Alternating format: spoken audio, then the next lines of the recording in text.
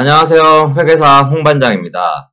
통상 중소기업은 대표이사님들이 지배주주이신 경우가 많으시죠? 이러한 경우 회생 절차에서 지분율은 어떻게 되는지 알아보도록 하겠습니다.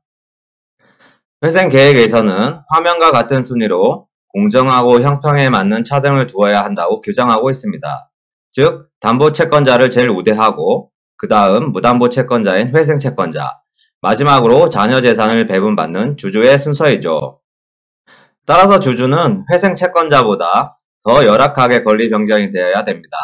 이를 공정형평의 원칙이라 하며 회생계획안 작성 시 필수적으로 지켜야 됩니다. 한편 일반적인 회생회사는 개시 결정 당시 부채가 자산을 초과하므로 주주는 회생계획 이결 시 이결권이 없는 점 참고하시기 바랍니다. 그러면 주주는 어떻게 권리 변경이 이루어지는지 알아보겠습니다. 주주의 권리 변경은 지분율을 기준으로 판단을 하는데 실무상 회생채권의 현가 변제율보다 낮도록 하고 있습니다. 회생채권 중 현금 변제액을 제외하고는 통상 주식으로 전환하는데 이를 출자 전환이라고 합니다. 이러한 지분율 감축 정도는 단순한 감자 비율이 아니라 감자 및 출자 전환으로 인한 신주 발행 후 변동된 기존 주주의 지분율을 주주의 권리 감축률로 보는 상대적 지분 비율법으로 판단하고 있습니다. 그럼 주주의 권리 감축의 기준이 되는 회생채권 현가 변제율이란 무엇인지 알아보겠습니다. 현가 변제율이란 예를 들어 회생계획안상 현금 변제를 30%, 출자 전환을 70% 하고 현금 변제 30%는 10년 동안 균등 분할 변제하는 상황에서 현금 변제율 30%는 명목 현금 변제율이고 회생계획에 따른 각 연도별 현금 변제 예정 금액의 현재 가치를 기준으로 산정한 변제율이 현가 변제율이 됩니다.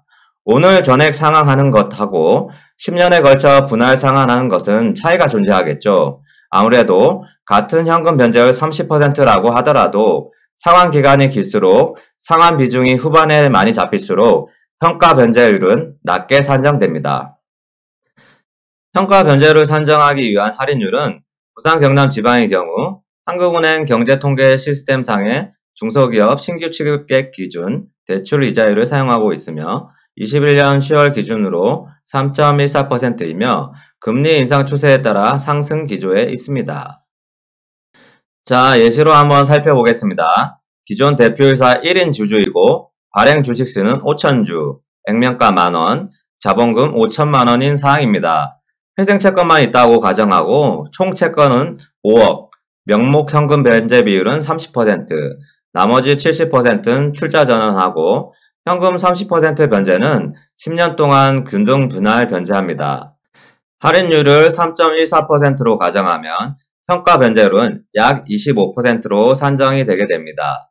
주의하셔야 될 게 명목 현금 변제 비율 30%가 아니라 현가 변제율인 25% 아래로 기준 주주 지분율이 감소되어야 합니다.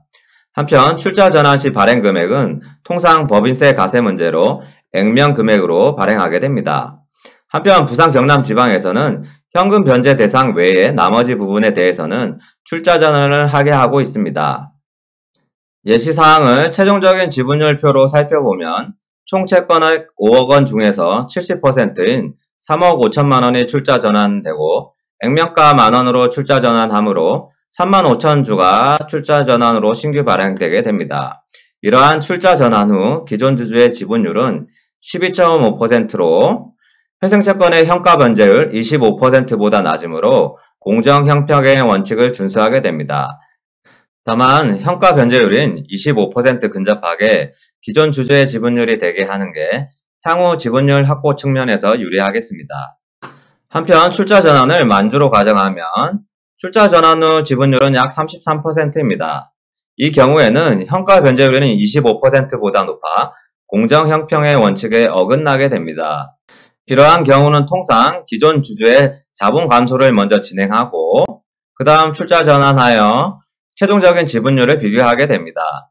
이 사례의 경우 기존 주주 50% 자본 감소 먼저 진행하고 출자 전환하면 최종 지분율은 20%로 공정형평의 원칙을 준수하게 됩니다.